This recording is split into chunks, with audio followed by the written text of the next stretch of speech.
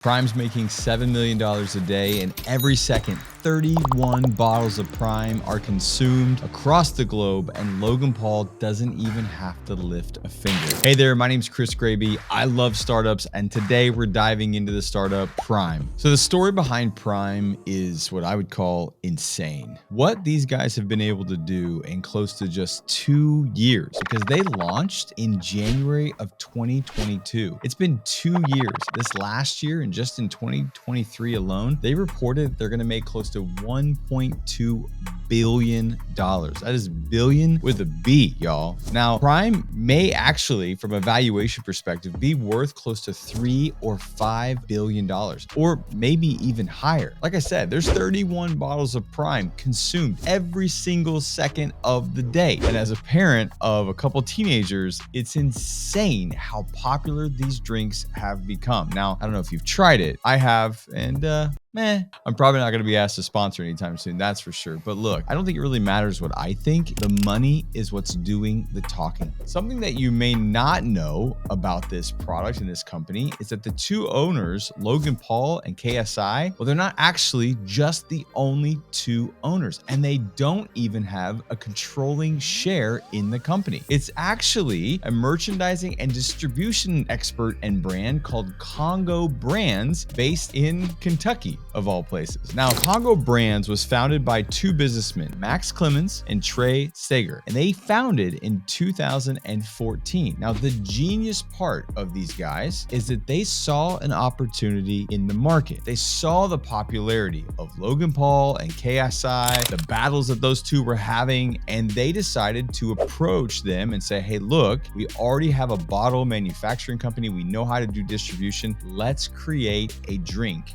Then Prime was born. So maybe for you, you hear, what? Logan Paul and KSI only own 20% of Prime? They're the faces of it. They're the ones driving sales. They're the one that get all the attention to it. Well, you got to think about it from their perspective. They have it on their podcast. They have it on their live streams, and it went wild. They didn't have to form an entity. They didn't have to go and do the distribution, find the bottles, do the manufacturing, produce the drinks. They just partner with Congo Brands, and these guys are getting a massive rip on the other side. Think about it. If they did $1.2 billion in 2023, what does that look like for them? And from a Congo Brands perspective, it's genius for them. They're like, look, we couldn't do this on our own. There's no way they could grow from basically 0 to 1.2 billion in 2 years without the influence and the voice and the experience and the audience of Logan Paul and KSI. So at the end of the day, I think everyone in this equation is winning. Logan Paul and KSI are definitely winning. Congo Brands is definitely winning. And the audience, the followers of Logan Paul and KSI,